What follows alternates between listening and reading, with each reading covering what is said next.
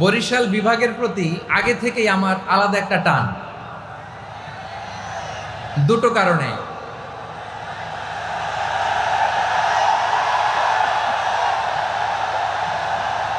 আলহামদুলিল্লাহ, আলহামদুলিল্লাহ, মাশাআল্লাহ।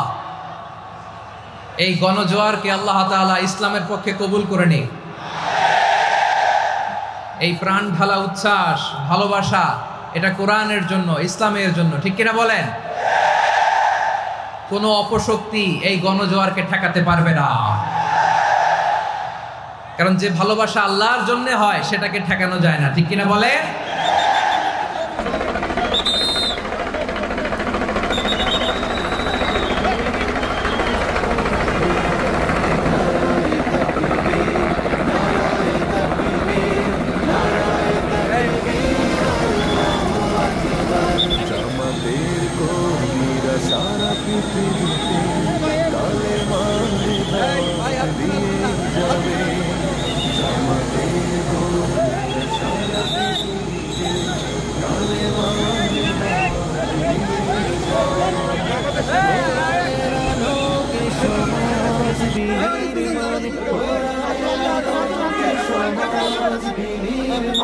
হাজার জুলুম বাধা উল্টে যাবে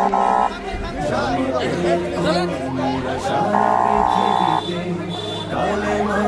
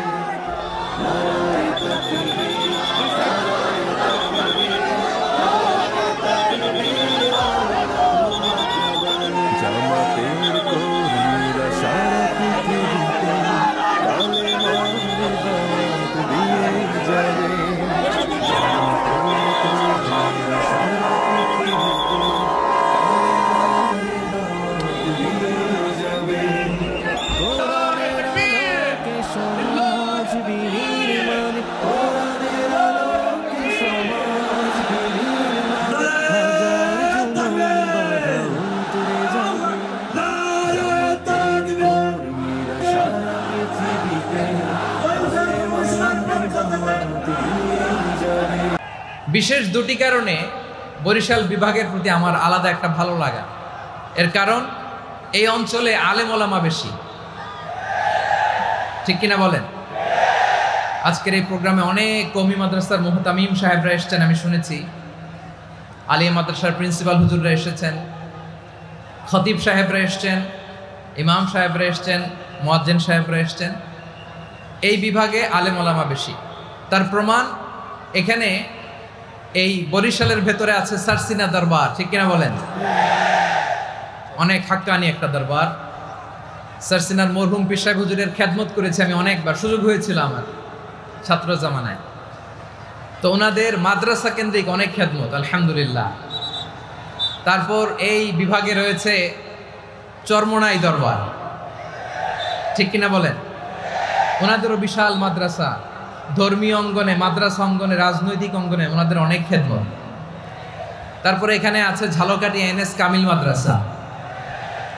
আমরা কায়েদ সাহেব হুজুরের কথা শুনেছি, আল ইত্তেহাদ মা আল ইখতিলাফ, মতবিরোধের সাথে ঐক্য, অসাধারণ কথা। তো এই সমস্ত বড় বড় আল্লাহওয়ালাদের আগমন এই ভূখণ্ডে হওয়ার কারণে এখানে ধর্মীয় বিশৃঙ্খলা, মারামারি কম, আছে ঐক্য, ঠিক কিনা বলেন? বরিশাল বিভাগের প্রতি আমার বিশেষ ভালোবাসার এটা একটা কারণ। 2 নম্বর কারণ হচ্ছে, আমি ঢাকাতে যে মাদ্রাসায় পড়াশোনা করেছি, দারুন নাজাত সিদ্দিকিয়া কামিল মাদ্রাসা, আমার মাদ্রাসার শিক্ষক মণ্ডলীর অধিকাংশ হচ্ছে এই বরিশালের, আলহামদুলিল্লাহ। আমাদের শ্রদ্ধেয় প্রিন্সিপাল হুজুর আখম আবু বকর সিদ্দিক হাফিজাহুল্লাহ ওয়া রাআহ, উনি এলাকার সহ পুরো দারুন নাজাত মাদ্রাসার অধিকাংশ আসাতাজা ইকরাম এই ভূখণ্ডের, এই অঞ্চলের হওয়ার কারণে ছোটবেলা থেকেই বরিশালের প্রতি আমার একটি ভালোবাসা। তো আমি অন্তরের অন্তঃস্থল থেকে আবারও শুভেচ্ছা জানাতে চাই। আমি আমাদের অনেক ভাইদেরকে দেখতে পাচ্ছি, আপনারা বসার জায়গা পাননি, দাঁড়িয়ে আছেন এবং খুবই নিশ্চুপ, শান্ত, সুশৃঙ্খল। The people of Barishal, they are very smart, আলহামদুলিল্লাহ, মাশাআল্লাহ। এবং শ্রোতা যাদেরকে দেখতে পাচ্ছি বেশিরভাগের বয়স 15 থেকে 25। জেনজি, যেখানেই যাই জেনজি আমারে ছাড়ে না। মাশাআল্লাহ, এরাই আগামীর বাংলাদেশ, এরাই বাংলাদেশ। এদের হাতেই নিরাপদ আমার লাল সবুজের পতাকা, এদের হাতেই নিরাপদ আমার 56,000 বর্গ মাইলের প্রতিটি ইঞ্চি মাটি। এজন্য তোমাদেরকে সাবধান থাকতে হবে, সজাগ থাকতে হবে দেশের জন্য, এদেশের সার্বভৌমত্বের জন্য, ঠিক কিনা বলেন?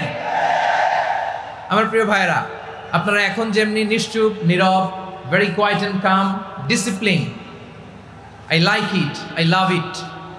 শেষ পর্যন্ত আপনারা এরকম নিশ্চুপ, নীরব, নিস্তব্ধ, নিঝুম থাকবেন তো আপনারা?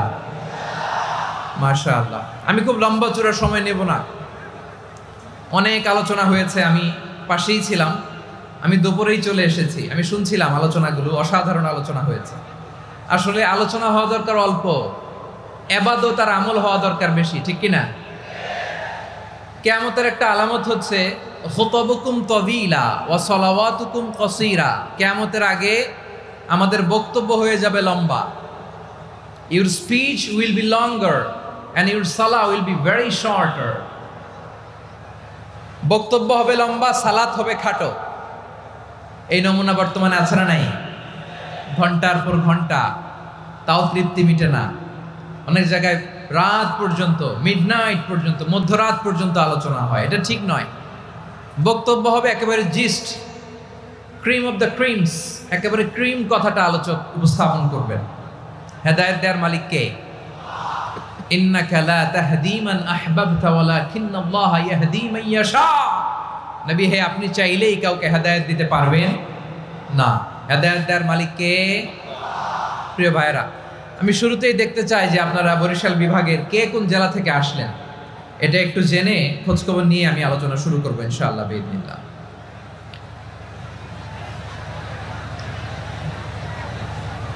প্রিয় ভাইরা,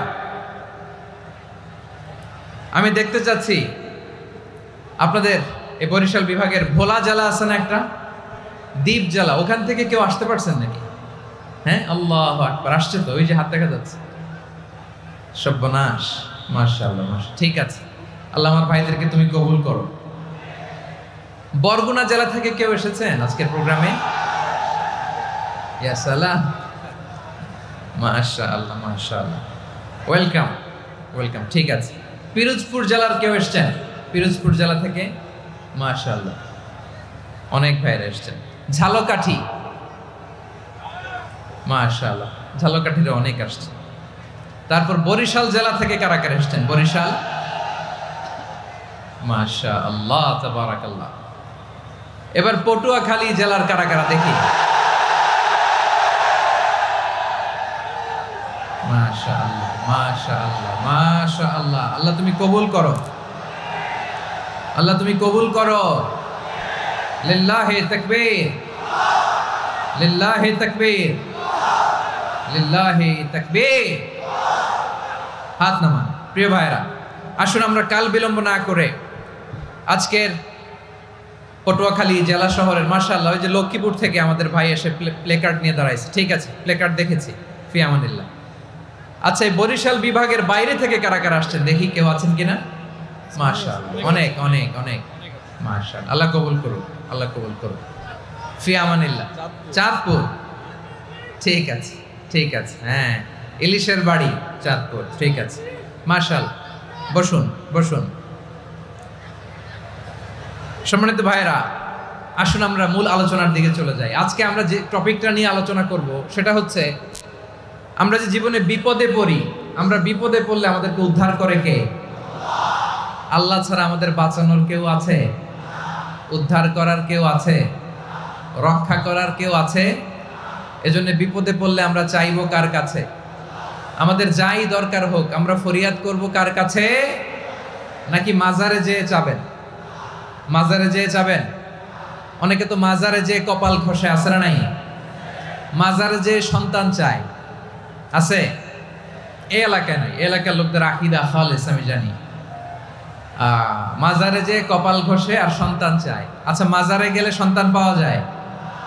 আচ্ছা, মাজারে না গেলে যদি বাচ্চা না হতো, গরু ছাগলের যে বাচ্চা হয় ওরা কোন মাজারে মানত করে বলেন? কথা কি বুঝতেছেন? এই যে প্রতি বছর গরু ছাগল ভেড়া এগুলো যে বাচ্চা দেয়, এরা কোন মাজারে যে মানত করে? এজন্য চাইতে হবে একজনের কাছে, তিনি কে? আমার প্রিয় পটুয়াখালীবাসী, মাজার জিয়ারত করা সুন্নাহ। আমরা মাজার জিয়ারত করব, আল্লাহ ওয়ালাদের কবরে যাব, আমরা সেখানে যে সালাম দিব, দোয়া করব, নিজের জন্য করব, কবরে শুয়ে থাকা মাইয়েতের জন্য করব, পুরো মুসলিম উম্মার জন্য করব। কিন্তু কবরে যিনি শুয়ে আছে ওই বাবার কাছে সন্তান চাওয়া যাবে? চাকরি চাওয়া যাবে? সফলতা চাওয়া যাবে? সফলতা দেয় কে? সবাই বলেন নাই, আওয়াজ করে বলেন, সফলতা দেওয়ার মালিক কে? এক কথাই রব্বুল আলামিন বলেন, ওয়া ইয়ামসাসকাল্লাহু বিদুররিন ফালা কাশিফা লাহু ইল্লা হু ওয়া ইয়ুরিদকা বিখাইরিন ফালা রাদ্দা লিফাদলি ইউসিবু বিহি মান ইয়াশাউ মিন ইবাদিহি ওয়া হুয়াল গফুরুর রহিম। আল্লাহু আকবার। আল্লাহ বললেন, ওয়া ইয়ামসাসকাল্লাহু বিদুররিন ফালা কাশিফা লাহু ইল্লা হু। আল্লাহ যদি তোমাকে কোনো বিপদ স্পর্শ করায়, আল্লাহ যদি তোমারে কোনো বিপদে ফেলে দেয়, ওই বিপদ থেকে উদ্ধার করার তিনি ছাড়া আর কেউ নাই। জোরে বলেন ঠিক কিনা? তিনি যদি কোনো বিপদে ফেলেন, তিনি ছাড়া বিপদ থেকে উদ্ধার করার কেউ নাই। আর তিনি যদি তোমার প্রতি কোনো অনুগ্রহ করতে চান, ওই অনুগ্রহ ঠেকিয়ে দেওয়ার ক্ষমতাও কারো নাই। আল্লাহ যদি আপনার সফলতা দিতে চায়, পৃথিবীর কোনো শক্তি ওই সফলতাকে থামাতে পারে? এজন্য আল্লাহ বললেন, খবরদার, চিন্তা রাখিদা খালিস করে নাও। ওয়া ইয়ামসাসকাল্লাহু বিদুররিন ফালা কাশিফা লাহু ইল্লা হু। আল্লাহ বিপদে ফেললে বিপদ থেকে উদ্ধার করার কেউ থাকে না। আর আল্লাহ যদি তোমার প্রতি দয়া দেখাতে চান, অনুগ্রহ করতে চান, ওই অনুগ্রহকে প্রতিরোধ করার মতো ক্ষমতা কারো নাই। তিনি তার বান্দাদের মধ্য থেকে যাকে ইচ্ছা তাকে দেন, যত ইচ্ছা তত দেন। তিনি ক্ষমাশীল, তিনি মেহেরবান। সুবহানাল্লাহ। তিনি ক্ষমাশীল, তিনি মেহেরবান। তাহলে এই আয়াত থেকে আমরা বুঝতে পারলাম, আমরা যদি বিপদে পড়ি আমাদেরকে কেউ বাঁচাতে পারে না। আমার বাবা আমারে বাঁচাতে পারে? হ্যাঁ? আমার মা আমাকে বাঁচাতে পারে? আমার বন্ধু আমারে বাঁচাতে পারে? আমার দলের কর্মী আমাকে বাঁচাতে পারে? আমার পীর সাহেব আমারে বাঁচাতে পারে? আমার পটুয়াখালীর ভাইয়েরা খেয়াল রাখবেন, বাঁচাতে পারে এক মহান সত্তা, উদ্ধার করতে পারে এক মহান সত্তা। চিৎকার করে বলুন, তিনি কে? আবার আল্লাহ বললেন, আম্মাই ইউজিবুল মুত্তাররা ইযা দাআহু ওয়া ইয়াকশিফুস সুআ ওয়া ইয়াজআলুকুম খুলাফাআল আরদ আইলাহুম মা'আল্লাহ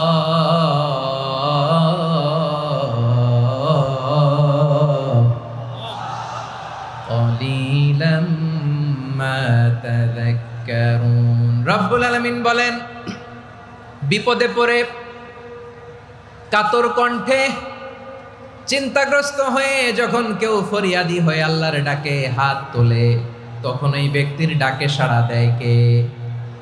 সবাই বলুন।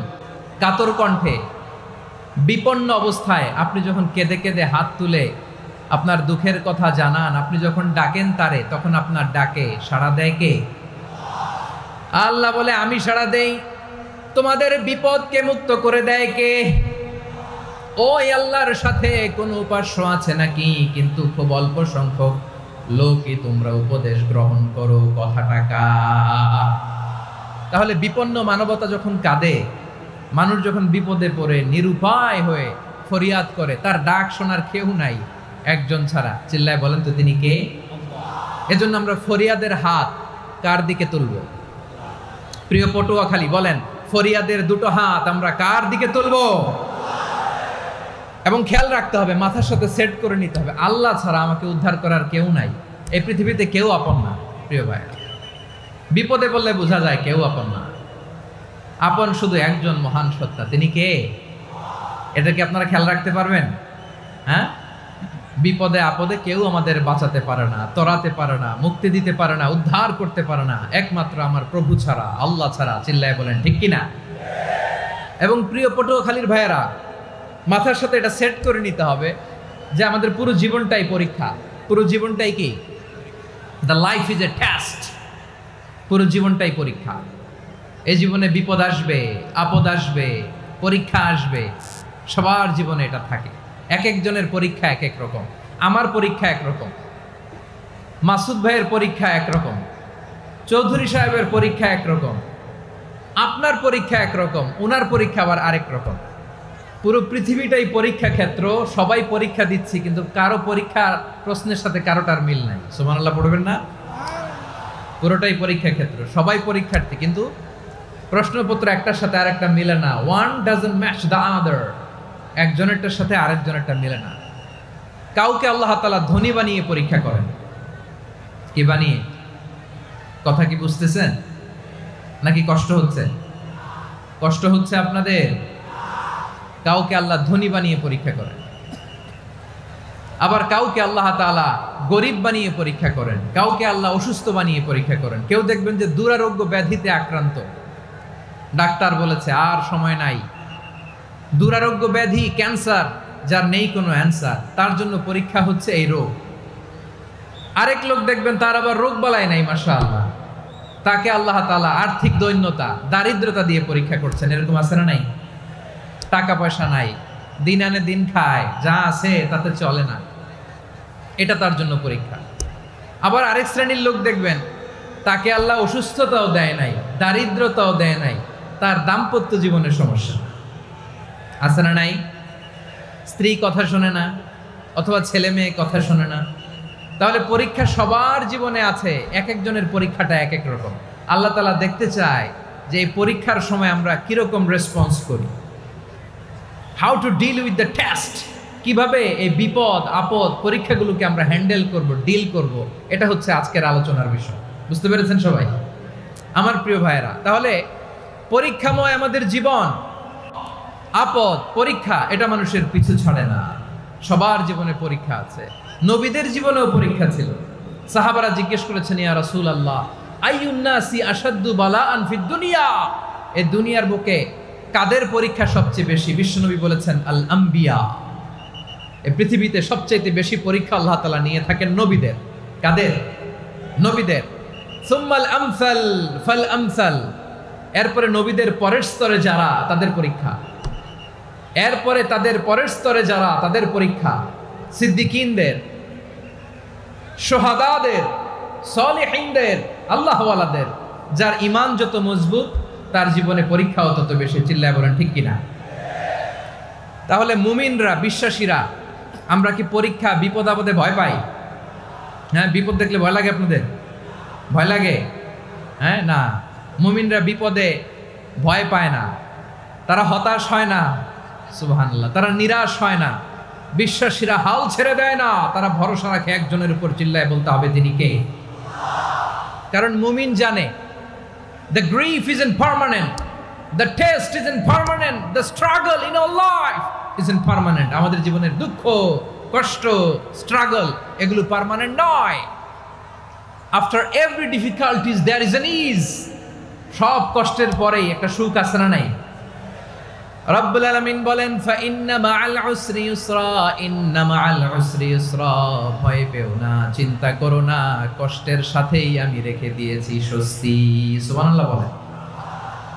মুমিন জীবনে বিপদ যত বেশি, কষ্ট যত বেশি, তার সামনে সফলতা তার চেয়েও বেশি। ঠিক কিনা বলেন? কারণ বিশ্বাসীরা জানে রাত্রি যত গভীর হয়, সুবহে সাদিকের সময় তত আগাতে থাকে। গর্ভবতী নারীর পেটের ব্যথা যত বাড়তে থাকে, ঘরে নতুন মেহমান আগমনের সময় ঘনাতে থাকে। মুমিনদের উপর বিপদ, অত্যাচার, আপদ, পরীক্ষা যত বাড়তে থাকে, কালেমার পতাকা উড্ডয়নের সময় কাছে আসতে থাকে।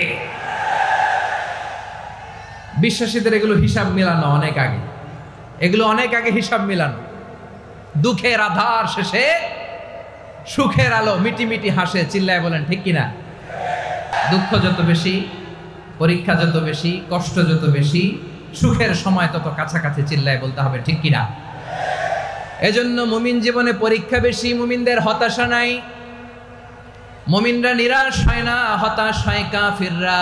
মুমিনরা কখনো হাল ছেড়ে দেয় না, মুমিনরা ভরসা রাখে একজনের উপর, তিনি কে? তাহলে আমার প্রিয় পটুয়াখালীবাসী, বিপদ থাকবে, পরীক্ষা থাকবে, এই বিপদ থেকে আমাদেরকে উদ্ধার করবেন একজন, তিনি কে? আমরা শুধু আল্লাহর উপরই ভরসা রাখবো। রাজি আছেন তো? চাইবো একজন সত্তার কাছে, আওয়াজ করে বলুন, তিনি কে? একজন সত্তার কাছে চাইবে। বিশ্বনবী ওনার চাচাতো ভাই আব্দুল্লাহ ইবনে আব্বাস রাদিয়াল্লাহু তাআলা আনহুকে বললেন, ইয়া আব্দুল্লাহ ইবনে আব্বাস, হে আব্দুল্লাহ ইবনে আব্বাস, ইদা সাআলতা ফাসআলিল্লাহ, যখন চাইবে আল্লাহর কাছে যাও। ও আব্দুল্লাহ, যখন চাইবা আল্লাহর কাছে চাও। ওয়া ইদা ইসতাআনতা ফাসতাইন বিল্লাহ, যখন সাহায্য চাইবা আল্লাহর কাছে ফরিয়াদ করো।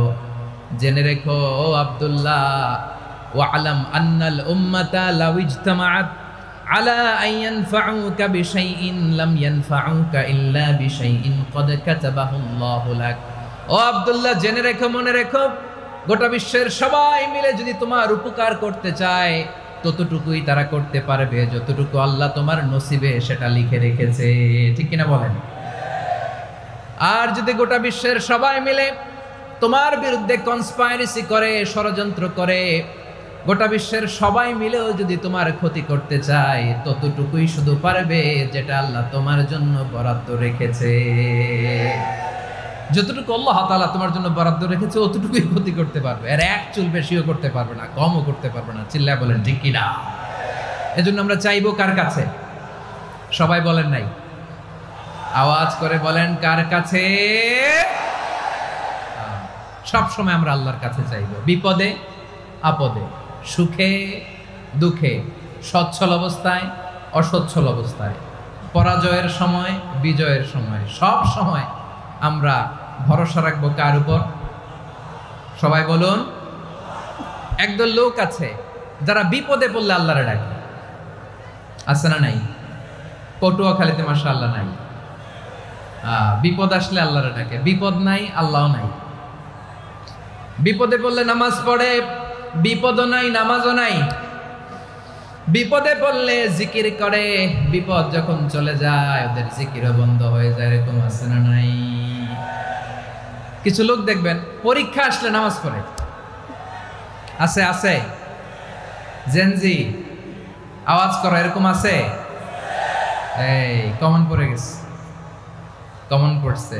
দেখবেন পরীক্ষার সময় নামাজ পড়ে, পরীক্ষাও নাই নামাজও আছে। এরকম কিছু লোক আছে অসুস্থ হলে আল্লাহরে বড্ড ভালোবাসে, আল্লাহরে খুব ডাকে। অসুস্থ হইলে অসুস্থতাও নাই, আল্লাহ স্মরণও নাই। দেখবেন কিছু লোক নির্বাচন আসলে খুব আল্লাহওয়ালা হয়ে যায়, তখন দেখবেন মাথার মধ্যে হেজাব লাগায়, পাঞ্জাবি লাগায়, আল্লাহওয়ালা হয়ে যায়। নির্বাচনও নাই, এরপরে আল্লাহর কথাও নাই। আছে না নাই? না, এরকম হওয়া যাবে না। সব সময় আমরা আল্লাহরে ডাকবো, বিপদে আপদে সব সময় ভরসা রাখবো আমরা একজনের উপর। আওয়াজ করে বলেন, তিনি কে? এ কোথায় আল্লাহ তাআলা আমাদের চোখে আঙ্গুল দিয়ে জানিয়ে দিলেন, ফাইদা রাকিবু ফিল ফুলকি দা'আবুল্লাহ মুখলিসিনা লাহুদ্দিন ফালাম্মা নাজ্জাহুম ইলাল বাররি ইযা হুম ইউশরিকুন। আল্লাহ বলে, একদল লোক আছে তারা যখন নৌযানে চড়ে, জলযানে চড়ে, সাগরের মধ্যে যখন জাহাজে চড়ে, লঞ্চে চড়ে, তারা যখন তুফানের সম্মুখীন হয় তখন তারা আল্লাহরে বড্ড বেশি ডাকে, একান্তভাবে ডাকে, বিশুদ্ধ চিত্তে ডাকে। আবার তুফান থেকে তাদেরকে সেফ জোনে নিয়ে, নিরাপদ জোনে নিয়ে যখন বন্দরে আমি আল্লাহ তাদেরকে ভিড়িয়ে দেই, ওই লোকগুলো আবার আমি আল্লাহর সাথে শিরিক করে। এরকম আছে না নাই? জাহাজে উঠছে, সাগরের মাঝখানে তুফান, ওই সময় দেখবেন আল্লাহ কারে কয়। এই কথা তো আপনাদেরকে বোঝানো সহজ, আপনারা তো নদীর দেশের মানুষ। লঞ্চে চড়েন নাই কারা কারা? দেখি, লঞ্চে চড়ছেন? হ্যাঁ, লঞ্চে চড়ে নাই এরকম একজনও নাই এখানে। আচ্ছা, লঞ্চে উঠছেন কে কে? দেখি। মাশাআল্লাহ মাশাআল্লাহ মাশাআল্লাহ, ঠিক আছে, আপনাদের বোঝানো সহজ। আচ্ছা, লঞ্চে উঠে তুফানের সম্মুখীন হয়েছেন, জলোচ্ছ্বাস সবাই, মাশাআল্লাহ। তো এই ওয়াজ তো আপনাদের মুখস্থ, ঠিক কিনা বলেন? আমার বলার দরকার নাই, বলেন। মাঝ নদী, তুফান, জলোচ্ছ্বাস, জলের মধ্যে উচ্ছ্বাস, ঢেউ, টর্নেডো, সাইক্লোন, মেঘের ঘনঘটা, পরিবেশ ঘুটঘুটে অন্ধকার, লঞ্চ একবার এদিকে আরেকবার ওইদিকে, ভিতরে কি অবস্থা হয় বলেন তো? হ্যাঁ, তখন মুসলিমও আল্লাহরে ডাকে, হিন্দু আল্লাহরে ডাকে, ঠিক কিনা বলেন? আস্তিক আল্লাহরে ডাকে, নাস্তিক আল্লাহরে ডাকে, ঠিক কিনা? লঞ্চের ভেতর, স্টিমারের ভেতর কান্নারে রোল পড়ে যায়, চিৎকারের রোল পড়ে যায়, সবার মুখ দিয়ে শুধু একটা আওয়াজ, লা ইলাহা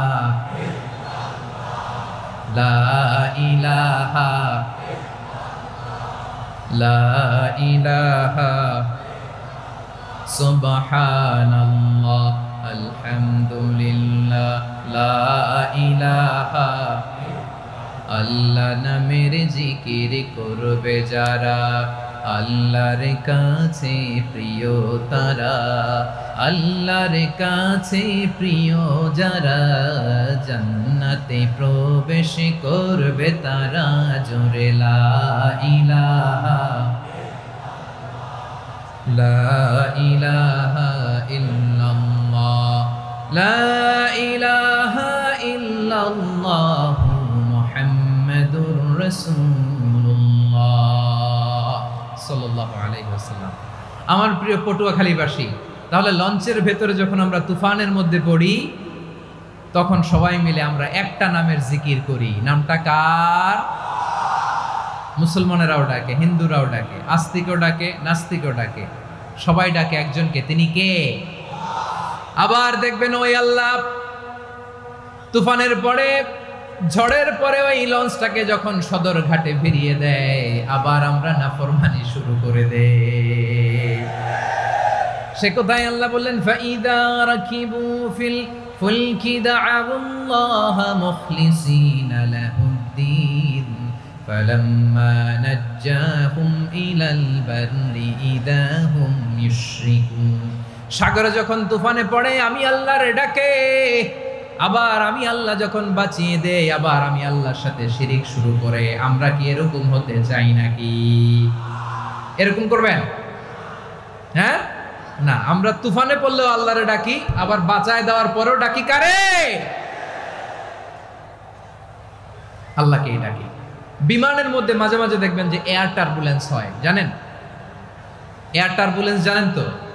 মাঝে মাঝে বিমানটা বাউন্সিং করে, বাম্পি, ভেরি বাম্পি ওয়েদার। শোনেন নাই?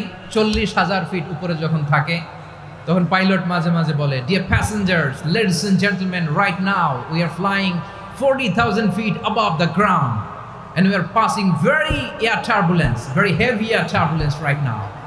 Please fasten your seat belt. দেখবেন মাঝে মাঝে বলে যে, ভদ্র মহিলা, ভদ্র মহোদয়গণ, আমরা 40,000 ফিট উপর দিয়ে যাচ্ছি আর এয়ার টার্বুলেন্স ফেস করছি, মেহেরবানি করে আল্লাহর রাস্তে সিট বেল্ট বাঁধুন। তখন বিমানটা এরকম বাউন্সিং করে, শেকিং করে। আপনারা মুখোমুখি হয়েছেন? ইদানিং এই এয়ার টার্বুলেন্স বেড়ে গিয়েছে। গত বছর আমার ইন্টারন্যাশনাল অনেকগুলো ফ্লাইট ছিল, তো আমি দেখলাম যে আগের ফ্লাইটগুলোর তুলনায় এখন এয়ার টার্বুলেন্স খুব বেশি। আমি একটু রিসার্চ করে দেখলাম, ক্লাইমেট চেঞ্জের কারণে, জলবায়ু পরিবর্তনের কারণে আকাশের বাতাসের মুভমেন্টে পরিবর্তন হয়েছে, ফলে এখন বিমান শেকিং করে বেশি, বাউন্সিং, বাম্পি ওয়েদার।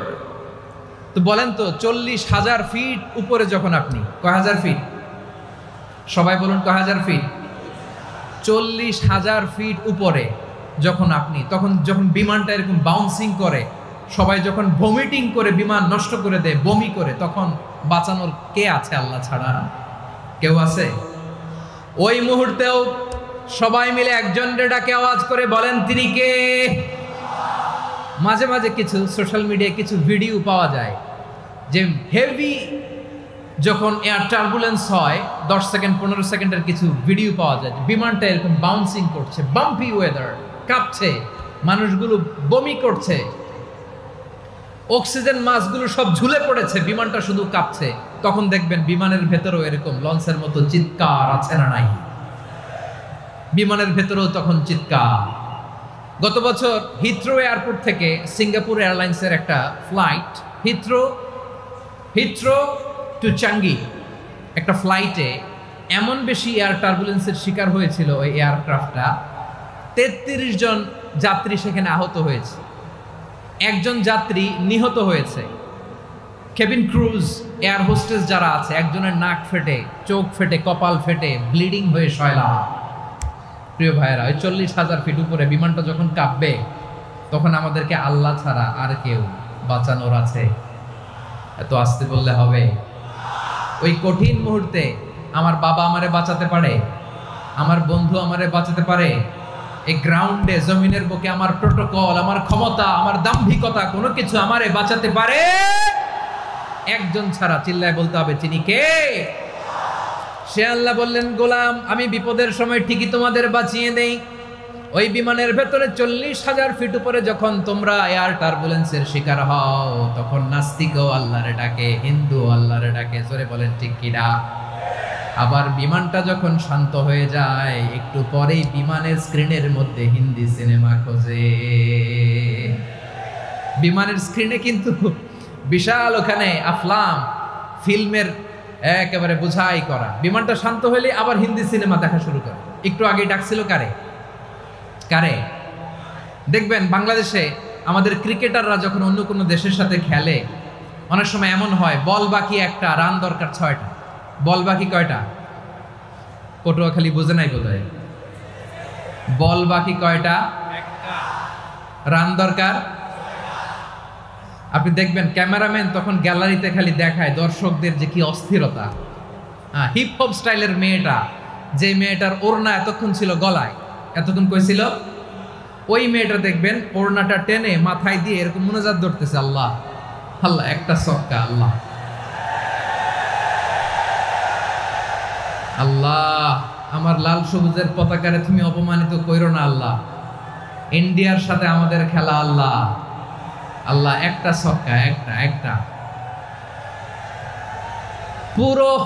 পুরো খেলা জুড়ে এই মেয়ের ওড়না ছিল গলায়, কিন্তু যখন 1 বলে 6 রান দরকার, ওড়না চলে আসছে কোথায়?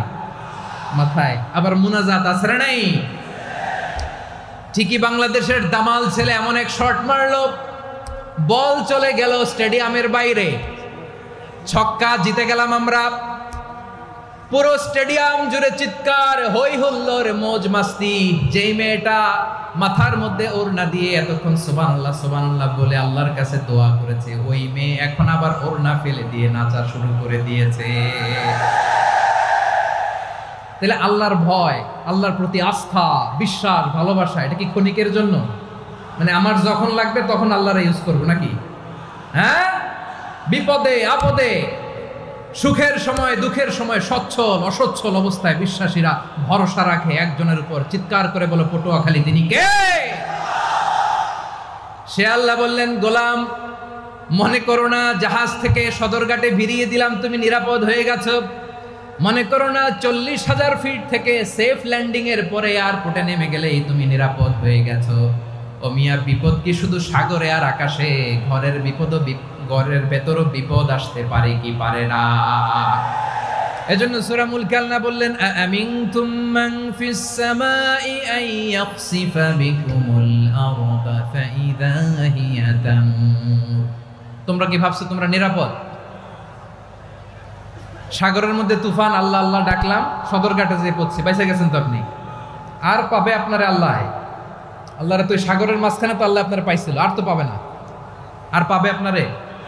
আর আল্লাহ ধরতে পারবে আপনারে? ঘরের ভেতরও বিপদ দিয়ে আটকাতে পারে কে? 5 স্টার 7 স্টার হোটেলের ভেতরও আমাকে বিপদের মধ্যে ফেলে দিতে পারেন কে? আল্লাহ বললেন, তোমরা কি ভেবেছো তোমরা নিরাপদ? আমি চাইলে ল্যান্ডস্লাইডস, ভূমি ধস দিয়ে 1 লক্ষ 1 মুহূর্তে নিয়ে যেতে পারি। 1 সুনামি দিয়ে থাপ্পড় মেরে 3 লক্ষ সাগরের ভেতরে ঢুকায় দিতে পারি। 1 সেকেন্ডও লাগে না আমার।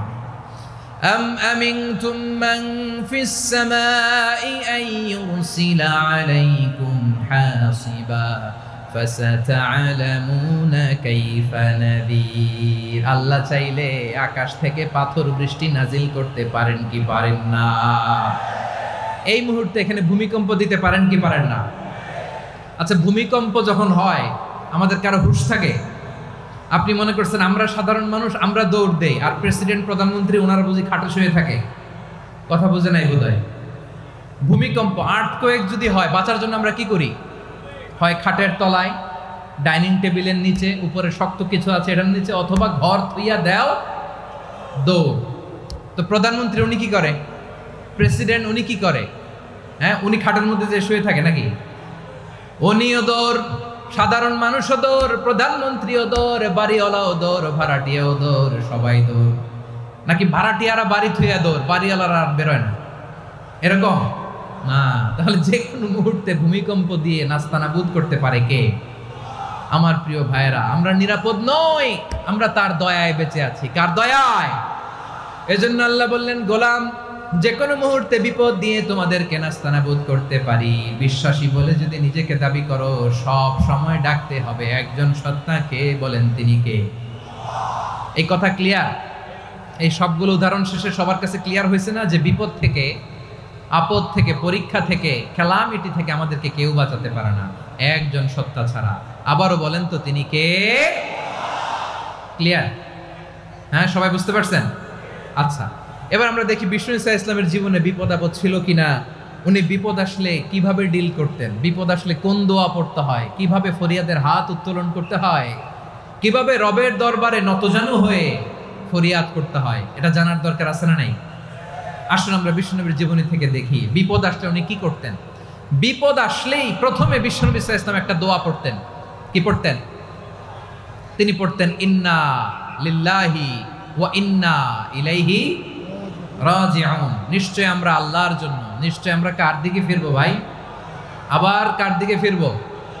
আওয়াজ করে বলুন তো, আমরা এসেছি কার কাছ থেকে, আবারও ফিরে যাব কার কাছে? এজন্য বিষ্ণুই পড়ছেন, ইন্না লিল্লাহি ওয়া ইন্না ইলাইহি রাজিউন। নিশ্চয় আল্লাহর জন্য, ওই আল্লাহর দিকেই আমরা ফিরে যাব। তারপরে বিষ্ণুই পড়তেন, আল্লাহুম্মা আজুরনি ফি মুসিবাতি ওয়াখলুফ লি খায়রাম মিনহা। একসাথে প্রথমে পড়তেন ইন্না লিল্লাহি ওয়া ইন্না ইলাইহি রাজিউন, তারপর পড়তেন আল্লাহুম্মা আজুরনি ফি মুসিবাতি ওয়াখলুফ লি খায়রাম মিনহা। মানে আল্লাহ, এই যে আমি বিপদে ধৈর্য ধারণ করলাম, এটার সব তুমি আমার দাও, আর যেটা হারালাম এর চেয়ে ভালো কিছু দিয়ে মেকআপ করে দিও, ভালো কিছু দিয়ে বদল করে দিও। সুবহানাল্লাহ পড়েন। তাহলে বিপদ আসলে আমরা কি পড়ব? কথা বলেন।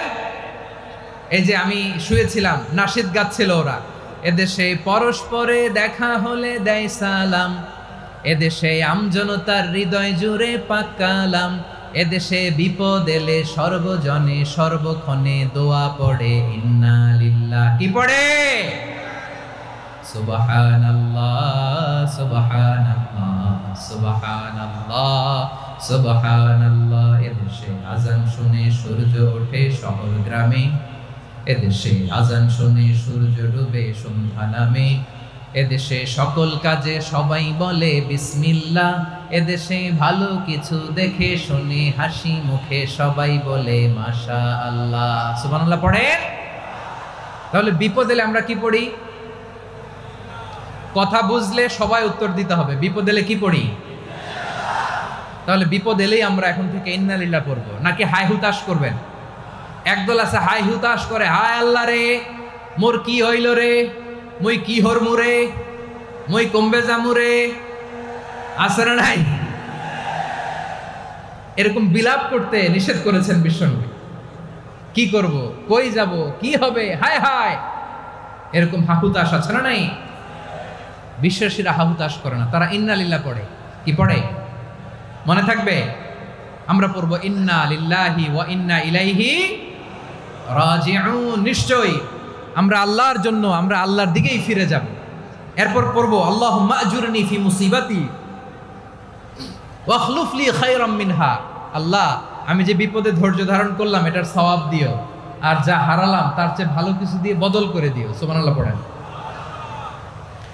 বিশ্ব নবীর হাদিস শুনলেন উম্মে সালামা রাদিয়াল্লাহু তাআলা আনহা, ওনার স্বামী হলো আবু সালামা। মজার ঘটনা খেয়াল করে শুনেন আমার প্রিয় কলিজার টুকরা ভাইয়েরা, কানগুলো খরগোশের কানের মতো খাড়া করে আমার দিকে তাকান। সাইয়্যিদাতুনা উম্মে সালামা রাদিয়াল্লাহু তাআলা আনহা, ওনার স্বামীর নাম আবু সালামা। শ্রেষ্ঠ দম্পতি, শ্রেষ্ঠ ফ্যামিলি। প্রথমে হিজরত করেছিলেন হাবাসায়, পরে হিজরত করেছেন মদিনায়। উহুদ যুদ্ধের পরে ওনার স্বামী আবু সালামা ইন্তেকাল করলো, শহীদ হলো। সুবহানাল্লাহ পড়েন। যখন আবু সালামা ইন্তেকাল করলো, উম্মে সালামা রাদিয়াল্লাহু তাআলা আনহা কেঁদে কেঁদে হয়রান। আর নবীর শিখানো বাণী অনুযায়ী তিনি বারবার পড়ছিলেন ইন্না লিল্লাহ। কি পড়ছিলেন? মুই কই যামু, কি হরমু, এগুলো বলে নেই। কি বলছে? ইন্না লিল্লাহ। যেহেতু বিশ্বনবী বলেছেন কেউ যদি বিপদের প্রথম ধাক্কায় পড়ে ইন্না লিল্লাহি ওয়া ইন্না ইলাইহি রাজিউন, আল্লাহুম্মা আজুরনি ফি মুসিবাতি ওয়া আখলুফ লি খায়রাম মিনহা, তাহলে এই বিপদে যে সে যা হারালো তার চেয়ে শ্রেষ্ঠ কিছু দিয়ে আল্লাহ তার বদল দিয়ে দিবে। এই হাদিস শুনে উম্মে সালামা রাদিয়াল্লাহু তাআলা আনহা ওনার প্রাণ প্রিয় স্বামী আবু সালামার ইন্তেকালের পরে চোখের পানি ছাড়ে আর পড়ে ইন্না লিল্লাহি ওয়া ইন্না ইলাইহি রাজিউন, আল্লাহুম্মা আজুরনি ফি মুসিবাতি ওয়া আখলুফ লি খায়রাম মিনহা। বারবার এই দোয়া পড়ে চোখের পানি ছাড়ে, এই দোয়া পড়ে চোখের পানি ছাড়ে। আর মনে মনে বলে আবু সালামার মতো ভালো মানুষ মদিনাতে নাই, আবু সালামার চেয়েও ভালো মানুষ মদিনাতে নাই। তার চেয়ে ভালো মানুষ কি করে আল্লাহ তাআলা আমারে দিবে? তার চেয়ে ভালো মানুষ তো আমি মদিনাতে দেখি না। চোখের পানি দিয়ে বুক ভাসায় আর নবীর হাদিসের উপর আমল করে পড়ে ইন্না লিল্লাহি ওয়া ইন্না ইলাইহি রাজিউন, ইন্না লিল্লাহি ওয়া ইন্না ইলাইহি রাজিউন। পড়তে পড়তে চোখের পানি ছাড়ে আর চিন্তা করে বিশ্বনবী বললেন এই দোয়া পড়লে যেটা হারালাম তার চেয়ে ভালো কিছু দিয়ে আল্লাহ পুরস্কার দেয়। আবু সালামার চেয়ে ভালো মানুষ মদিনার মধ্যে আর কে হতে পারে? কি আজীব তামাশা, কি অবাক করা ঘটনা। কিছুদিন পরে দেখা গেল সাইয়্যিদুল মুরসালিন রাহমাতাল লিল আলামিন স্বয়ং বিশ্ব নবী উম্মে সালামাকে বিয়ের প্রস্তাব পাঠিয়েছে। স্বয়ং বিশ্ব নবী উম্মে সালামা রাদিয়াল্লাহু তাআলা আনহাকে বিয়ের প্রস্তাব পাঠিয়েছেন। উনি রাজি হয়ে গেলেন, বিয়ে হয়ে গেল। উনি হয়ে গেলেন উম্মুল মুমিনিন, আমাদের মা, পুরো মুসলিম উম্মার মা। চিৎকার করে বলেন আল্লাহু আকবার। তাহলে আমার প্রাণ প্রিয় ভাইয়েরা, বিপদে পড়লে আমরা পড়বো ইন্না লিল্লাহি ওয়া ইন্না ইলাইহি রাজিউন, আল্লাহুম্মা আজুরনি ফি মুসিবাতি ওয়া আখলুফ লি খায়রাম মিনহা। পড়বেন? পড়বেন না? যারা যারা বিপদ আসলে এই দোয়াটা পড়বেন এখন থেকে আওয়াজ করে ইনশাআল্লাহ বলেন। যা হারাইছেন তার চেয়ে শ্রেষ্ঠ জিনিস দিয়ে বদলা দিবে কে? বিশ্বাস হয়? একটু সন্দেহ লাগে মনে হয়, একটু সন্দেহ আছে? যাদের বিশ্বাস হবে তাদের কি আল্লাহ উত্তম বদলা দেবে, ঠিক কিনা বলেন? তাহলে বিপদে পড়লেই প্রথমে আমরা এটা পড়ব। দোয়াগুলো যদি এখন মুখস্থ না হয়, এই যে রেকর্ডিং হচ্ছে, পেয়ে যাবেন, কালকেই পেয়ে যাবেন। শুনে শুনে মুখস্থ করবেন। আমার মায়েরা, আমার বোনেরা, আপনাদের জন্য 3টি মাঠের অ্যারেঞ্জমেন্ট করা হয়েছে, আমি জানি। আপনারাও এই দোয়াগুলো পড়বেন, আপনার স্বামীকে শেখাবেন, সন্তানকে শেখাবেন, আপনার পুরো পরিবারটাকে জান্নাতের টুকরো বানিয়ে দিবে কে? তাহলে বিপদ আসলে প্রথমে কি পড়তে হবে এটা জেনে গেলাম। এরপরে বিপদ আসলে নিজেকে কি করে আল্লাহর কাছে সঁপে দিতে হয় এটাও জানার দরকার আছে না নাই? বিপদে প্রথমে ইন্না লিল্লাহ পড়লাম, ধৈর্য ধারণ করলাম, বিপদ থেকে উদ্ধারের সর্বোচ্চ চেষ্টা করলাম। আমার কাজ যখন শেষ তখন আমি আমার এই বিষয়টা আল্লাহর কাছে সঁপে দিব। কার কাছে সুপর্দ করব? কার কাছে? বিপদে বললে কেমন করে নিজেকে আল্লাহর কাছে সঁপে দিতে হয় আসুন সাইয়েদনা ইব্রাহিম আলাইহিস সালামের জীবনী থেকে জানি। আল্লাহর খলিল ইব্রাহিম আলাইহিস সালাম আমাদের মতো সমাজ ব্যবস্থা পায় নাই। আমরা জন্মের পরে আমাদের কানের ভেতরে আজান দিয়েছে কে? একামত দিয়েছে কে? আমাদের বাপদাদারা আমাদের কানে আজান দিয়েছে কি? দেয় নাই। আমাদের জন্মের পরেই তো আজান, একামত, বাড়ির পাশে মসজিদ, প্রতিদিন আজান, জুমার খুতবা, প্রতি মাসে মাসে তাফসিরুল কোরআন মাহফিল, মসজিদ, মিনারা, অভাব নাই, ঠিক কিনা বলেন? আপনি যেই সুন্দর ইসলামিক এনভায়রনমেন্ট পেয়েছেন, আমাদের ইব্রাহিম খলিল উনিও কি এরকম পেয়েছিলেন? হ্যাঁ, উনি জন্মের পর পরে ওনার কানে আজান দিয়েছে কেউ? আমার প্রিয় ভাইরা, আগা গোড়া একটা শিরকি পরিবেশ উনি জন্মগ্রহণ করেছেন। উনি ছাড়া ওই তল্লাটে একজনও আল্লাহর উপর বিশ্বাসী নাই। কল্পনা করতে পারেন? গোটা তল্লাটে, গোটা দেশে বিশ্বাসী মুমিন, আল্লাহর উপর বিশ্বাস স্থাপনকারী কয়জন? সবাই বলেন কয়জন? বাকি সব মুশরিক। বাকি সব মুশরিক নিজের সাথে নিজে শক্ত বোঝাপড়া করে, অ্যানালজি করে, সেলফ কনভারসেশন করে উনি মহা সত্যের সন্ধান পেয়েছে। উনি আকাশের তারা দেখে ভাবে মনে হয় এটাই আমার খোদা, পরে দেখে তারা নাই, মনে মনে বলে না তাইলে এটা না। আবার চাঁদ দেখে বলে চাঁদটা বড় মায়া লাগে, মনে হয় এটাই আমার রব, পরে দেখে চাঁদও নাই, কয় না এটা না।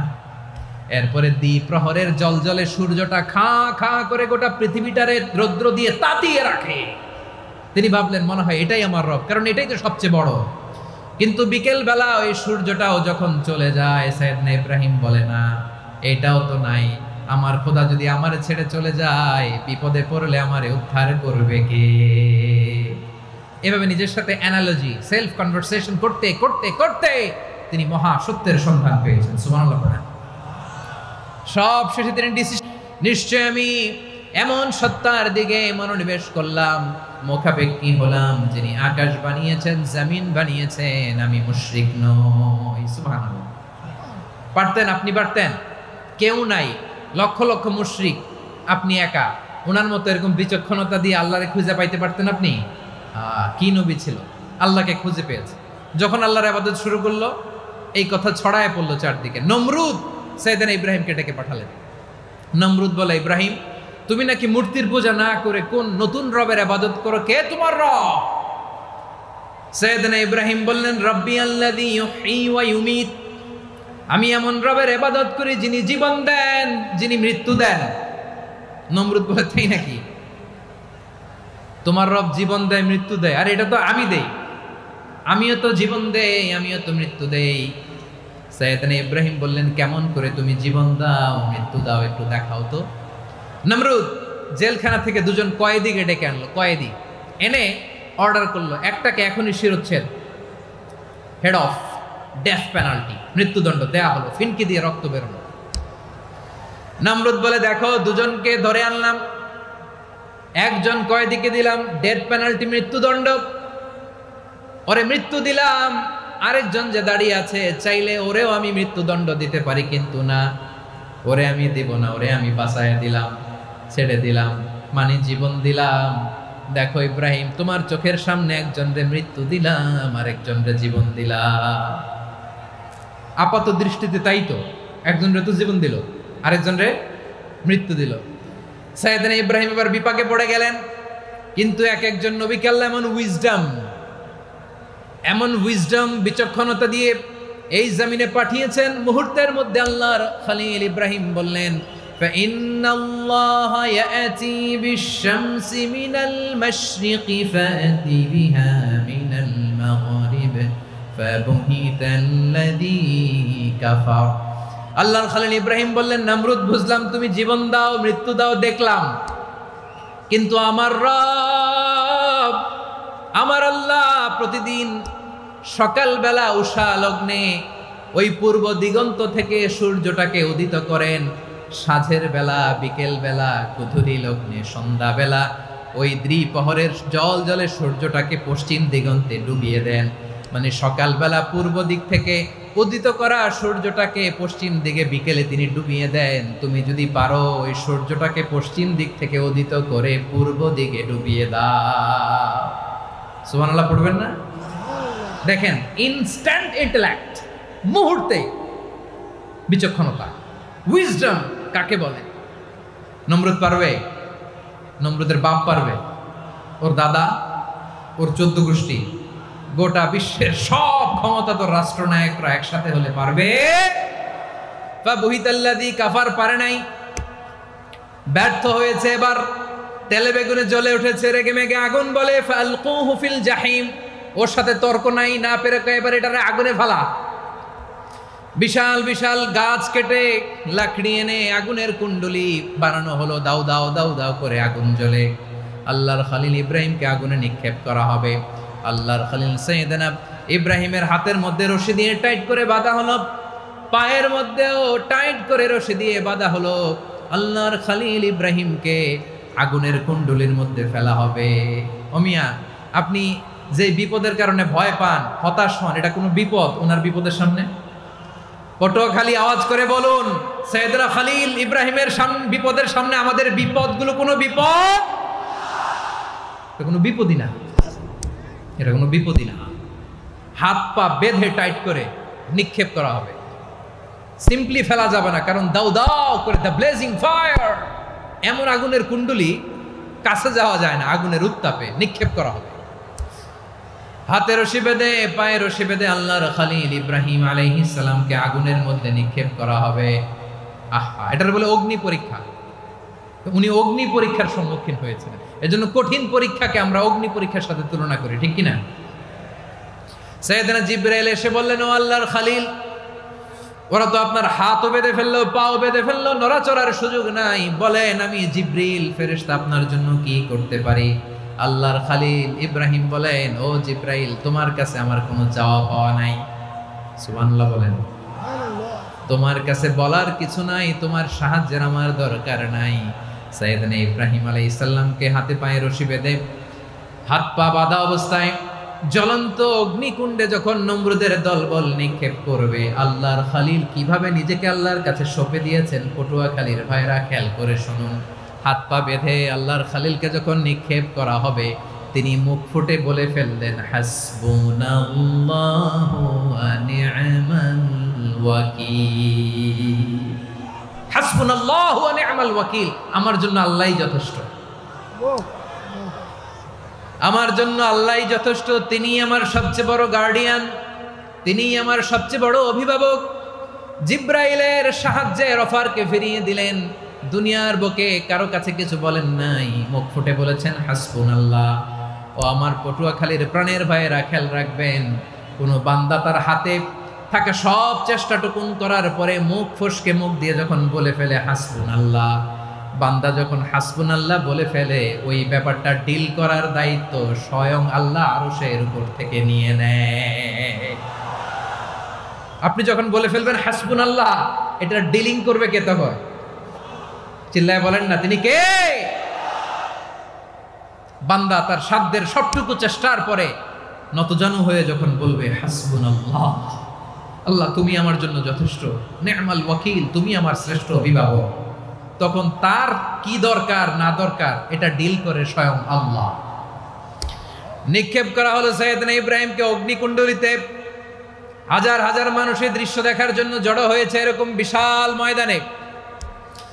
কিন্তু কি অবাক করা ঘটনা, সবাই ভয় পাচ্ছিল, না জানে কি হয়ে যায়। আল্লাহর খলিলকে যখন আগুনের কুণ্ডলিতে নিক্ষেপ করা হয়, আল্লাহর খলিল ইব্রাহিম আগুনের কুণ্ডলীর মধ্যে বসে বসে মানুষগুলোর দিকে তাকিয়ে হাসতে শুরু করে দেয়।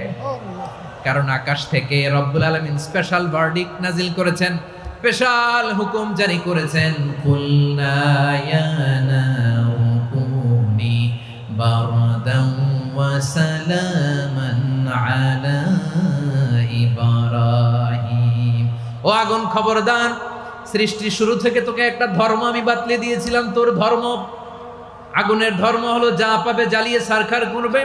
আল্লাহ বলল, ও আগুন, তোর ধর্ম দিয়েছিলাম, তুই সব জ্বালিয়ে পুড়িয়ে সারখার করে দিবি, কিন্তু ক্ষণিকের জন্য আমি তোর জ্বালিয়ে দেওয়ার ক্ষমতাটাকে কেড়ে নিলাম, জ্বালিয়ে ভস্ম করে দেওয়ার ক্ষমতা আমি কেড়ে নিলাম। কুনি বারদান, ঠান্ডা হয়ে যা, কিন্তু এত বেশি ঠান্ডা হবি না আবার আমার ইব্রাহিমের জন্য সর্দি লেগে না যায়।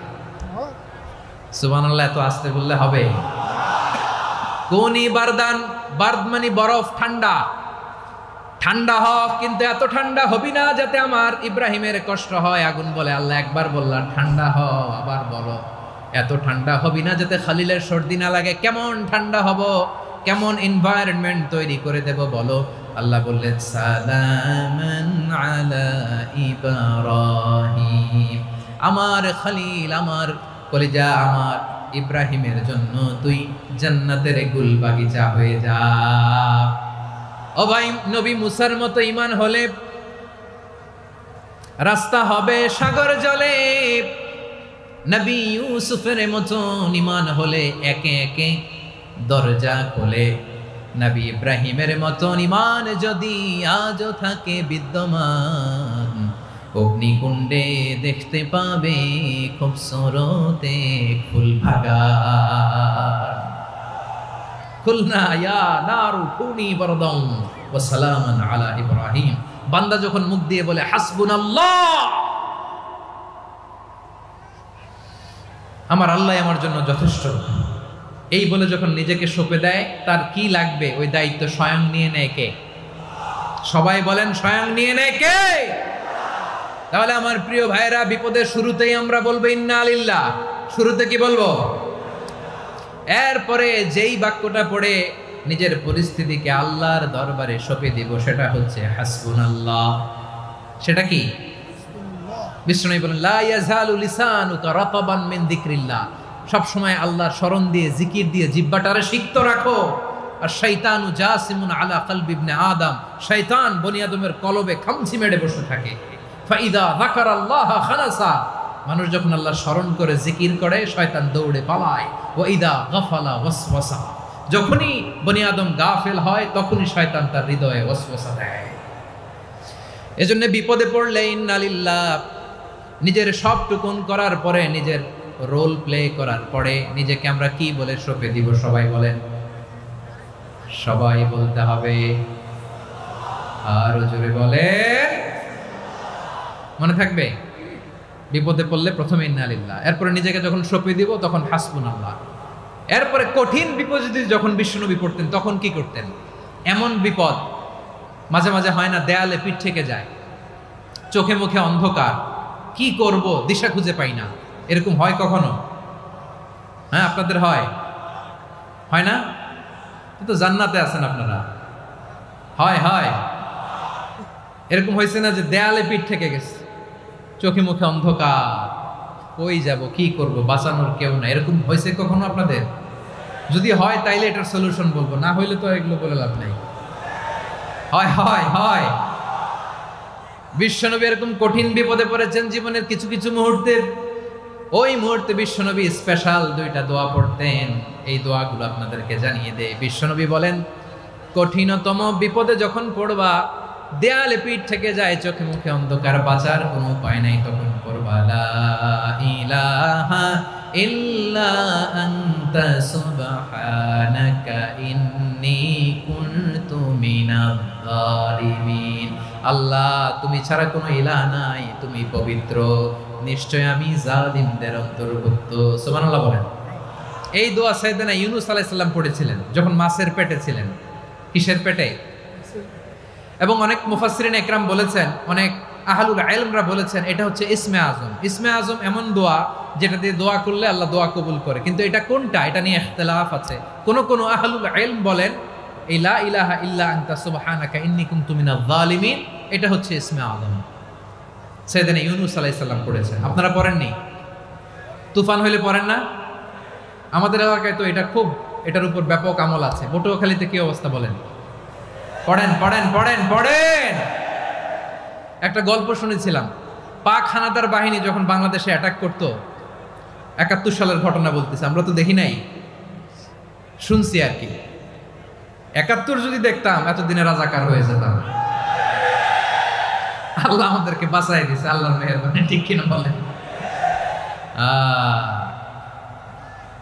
মন মতো হইলে মুক্তিযোদ্ধা, মন মতো না হইলে রাজাকার। কত কিছু দেখলাম এই শাহবাগের বুকে। আল্লাহ, ৭১ সালে দেখি নাই, আমরা শুনেছি পাক হানাদার বাহিনী জিজ্ঞেস করত মুসলিম না অমুসলিম চেক করার জন্য, বলতো কালেমা বল, কালেমা বাতাও। তো যারা কালেমা বলতে পারতো, পাকিস্তানি বাহিনী নাকি ওদেরকে ছেড়ে দিত, শুনেছি। তো একজনকে, এক বাঙালিরে পেয়ে তার মাথার মধ্যে বন্দুকর নল ধরে বলতেছে, কালেমা বল সালে, কালেমা বাতা, কালেমা বল। তো ভয়ের চোটে এই দোয়া পড়া শুরু করছে। ও পড়তেছে লা ইলাহা ইল্লা আনতা সুবহানাকা ইন্নী কুনতু মিনাজ জালিমিন। পাকিস্তানি বলে সালে ইয়ে তো মুসিবত কা কালেমা है। বাঙালি কয় হাম তো ভি মুসিবত মে হ্যায়। পাকিস্তানি বলে বেটা কোন দোয়া বললি, এটা তো মুসিবতের কালেমা। কয় আমিও তো মুসিবতে আছি, আমার মাথার মধ্যে বন্দুক ধরে তুমি আমার কালেমা জিজ্ঞেস করো, এখন কোনটা কালিমা আর কোনটা কি দোয়া, আমার হুশ আছে নাকি? প্রিয় ভাইরা, আসলে এটা দুআউল মুসিবা, বিপদে পড়লে এ দোয়া পড়তে হয়। লা ইলাহা ইল্লা আনতা সুবহানাকা ইন্নী কুনতু মিনাজ জালিমিন, এটা পড়বেন আপনারা। এই দোয়া পড়ে সাইয়েদনা ইউনূস আলাইহিস সালাম মাছের পেট থেকে রক্ষা পেয়েছিলেন। রক্ষা করেছিল কে? তুমি ইউনুস নবীরে যখন খাইলো মাছেতে গিলিয়া, ফেরেশতা পাঠাইয়া দিলে ইসমে আজম দিয়া, প্রাণে ছিল যাহার ভয় সেথা পাইল আশ্রয়, প্রাণে ছিল যাহার ভয় সেথা পাইল আশ্রয়, মাছের পেট হতে সে যে পেল পরিত্রাণ। আল্লাহু আল্লাহু তুমি জাল্লে জালালুহু, শেষ করা তো যায় না গে তোমার গুণগান।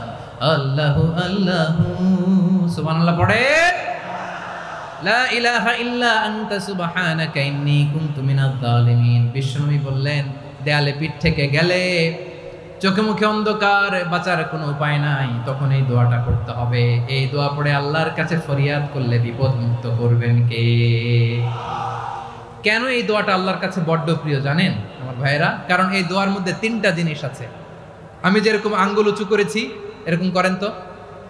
3টা। কয়টা? 3টা। 1 নম্বরে হচ্ছে তাওহীদ, 2 নম্বরে তাসবিহ, 3 নম্বরে তাকরীর। আই রিপিট, আবারও বলছি, 1 নম্বরে তাওহীদ, 2 নম্বরে তাসবিহ, 3 নম্বরে তাকরীর। এই দোয়াটা আল্লাহর কাছে এত পছন্দনীয় কারণ এ দোয়ার প্রথম অংশে আছে তাওহীদ, আল্লাহর একত্ববাদের ঘোষণা। লা ইলাহা ইল্লা আনতা, ও আল্লাহ আপনি ছাড়া কোনো ইলাহ নাই, উপাস্য নাই। এই কথা বললে আর আল্লাহ বড় খুশি হয়ে যায়। সুবহানাল্লাহ পড়েন। এ দোয়ার দ্বিতীয় অংশে আছে তাসবিহ, মানে আল্লাহর প্রশংসা, প্রশংসা সূচক বাণী।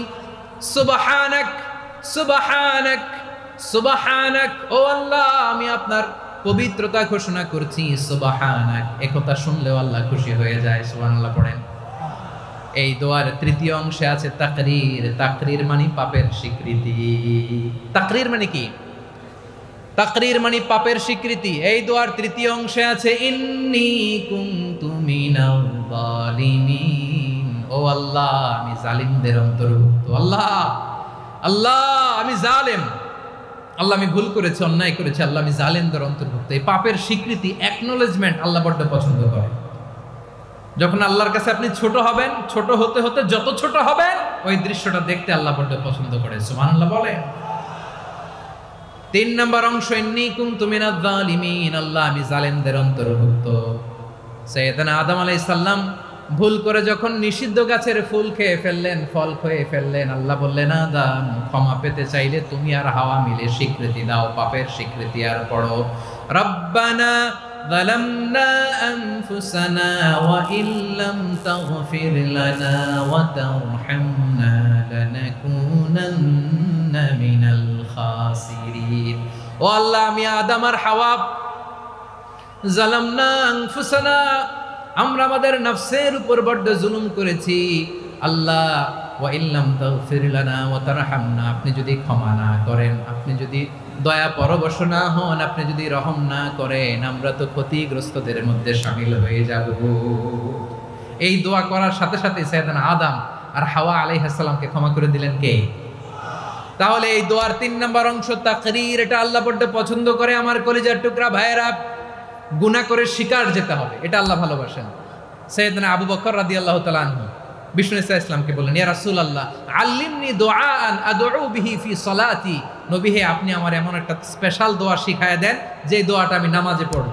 নবী বললেন, তাহলে তুমি পড়ো আল্লাহুম্মা ইন্নী যালামতু নাফসি যুলমান কাসীরান ওয়া লা ইয়াগফিরুয যুনুবা ইল্লা আনতা ফাগফিরলি মাগফিরাতাম মিন ইনদিকা ওয়ারহামনি ইন্নাকা আনতাল গফুরুর রহিম। সুবহানাল্লাহ। সালাম ফিরানোর আগে পড়েন, কথা কয় না, পড়েন পড়েন।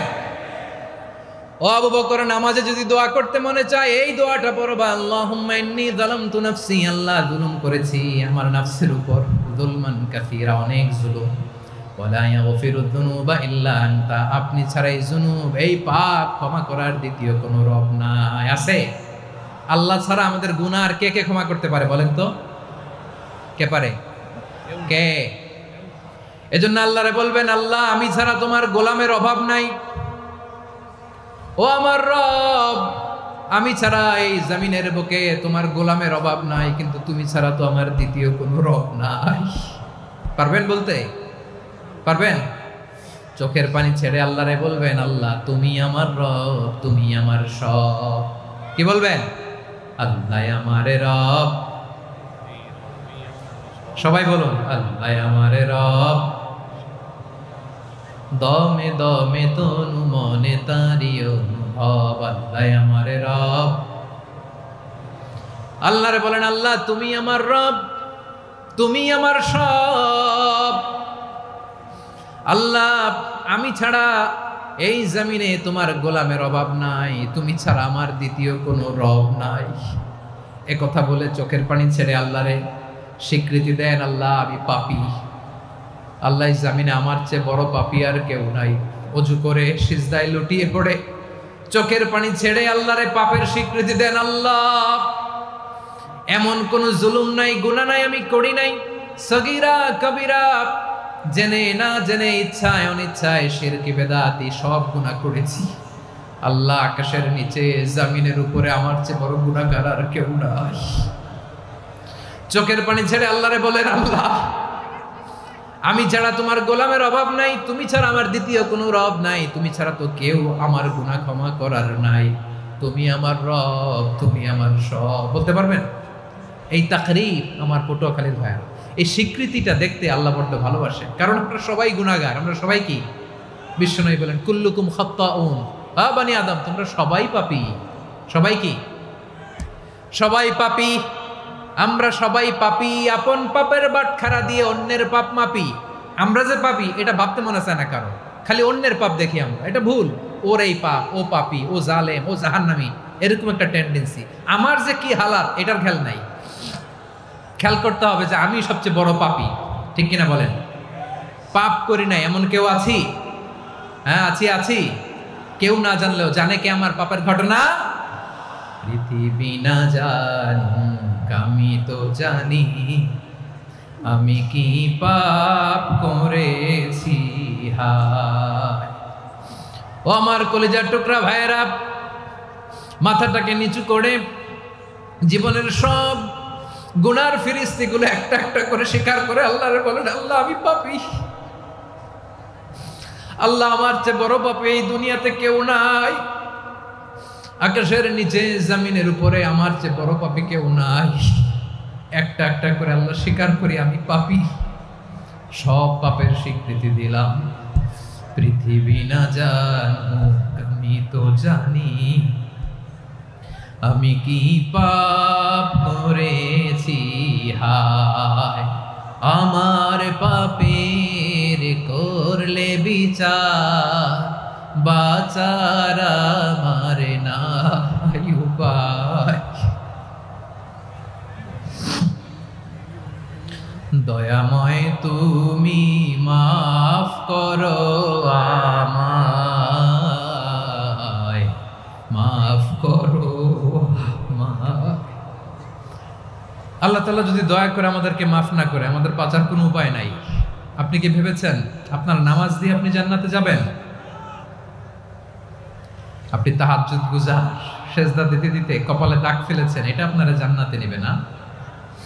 আপনি এলাকার সবচেয়ে বড় হাতেম তাই দানশীল, এই দানের ভরসায় বসে আছেন, কশিন কালো না।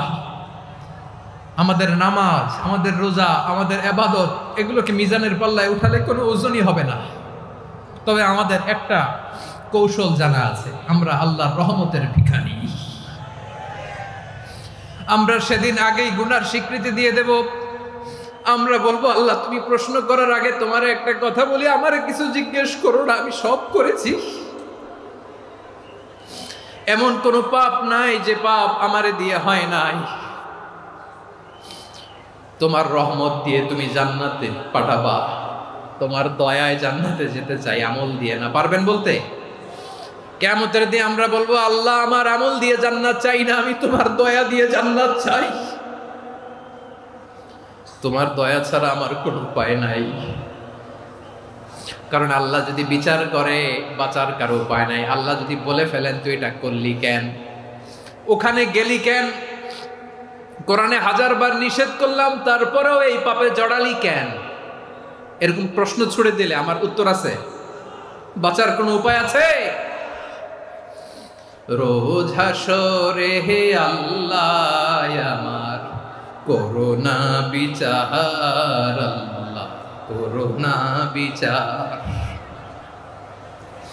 বিচার চাহি না তব দয়া চাহি এ গুনাহগার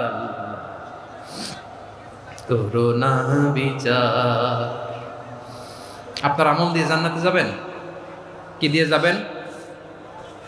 আল্লাহর দয়া দিয়ে। আল্লাহর রহম আর দয়া ছাড়া কেউ জান্নাতের চেহারাও দেখতে পাবে না। আমার প্রিয় ভাইরা, এই দোয়া আল্লাহর কাছে পছন্দনীয় হওয়ার কারণ তিনটা। দোয়ার প্রথম অংশে আছে তাওহীদ, আল্লাহর একত্ববাদের ঘোষণা। এই দোয়ার দ্বিতীয় অংশ আছে তাসবিহ, আল্লাহর প্রশংসা সূচক বাণী। এই দোয়ার 3 নাম্বার অংশ পাপের স্বীকৃতি। তাহলে আমরা সবাই গুনাহগার। আমরা আল্লাহর কাছে পাপের স্বীকৃতি দিয়ে বলবো, ও আল্লাহ, ইন্নী কুনতু মিনাজ জালিমিন, আমরা জুলুম করেছি, পাপ করেছি, অন্যায় করেছি, আল্লাহ বুঝতে পারি নাই। শয়তানের ওয়াসওয়াসায় পড়ে, বন্ধুর পাল্লায় পড়ে, নফসের খায়েশ মিটাতে যে আল্লাহ করে ফেলেছি। তুমি গুনাহ না মাফ না করলে আমাদের গুনাহ মাফ করার দ্বিতীয় কেউ নাই। ঠিক কিনা বলেন? এভাবে অনুতপ্ত হয়ে যদি আল্লাহর কাছে দোয়া করেন, দেয়ালে পিঠ থেকে গেছে, কোনো রাস্তা নাই বের হওয়ার, ওই মুহূর্তেও আপনাকে বিপদ থেকে উদ্ধার করবে কে? বিশ্বনবী চরম বিপদে পড়লে 2টা দোয়া পড়তেন। প্রথম হলো এটা, লা ইলাহা ইল্লা আনতা সুবহানাকা ইন্নী কুনতু মিনাল জালিমিন। এই দোয়াটা আমরা বেশি বেশি পড়ব প্রিয় ভাইরা। রাজি আছেন? সবাই আওয়াজ করে পড়ুন ইনশাআল্লাহ।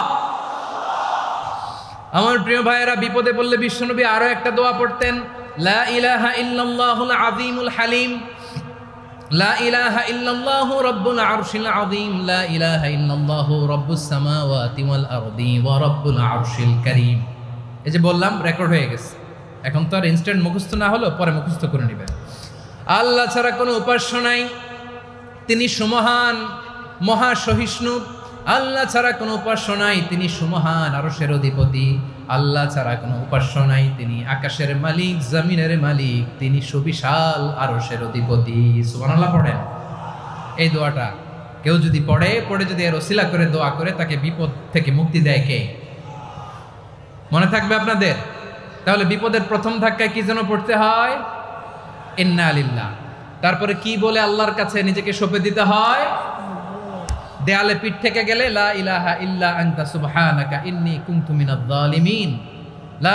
2 নম্বর হচ্ছে লা ইলাহা ইল্লাল্লাহুল আযীমুল হালিম, লা ইলাহা ইল্লাল্লাহু রাব্বুল আরশিল আযীম, লা ইলাহা ইল্লাল্লাহু রাব্বুস সামাওয়াতি ওয়াল আরদি ওয়া রাব্বুল আরশিল কারীম। মনে থাকবে?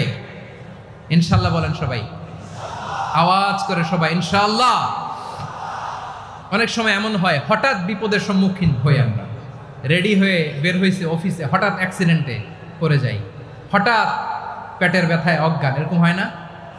আপনাদের হয় না? বিষ্ণু ইসলাম বলেন, আকস্মিক দুর্ঘটনার বিপদ থেকে যদি কেউ বাঁচতে চায়, সকাল সন্ধ্যা যেন প্রত্যেকে এই দোয়াটা পড়ে।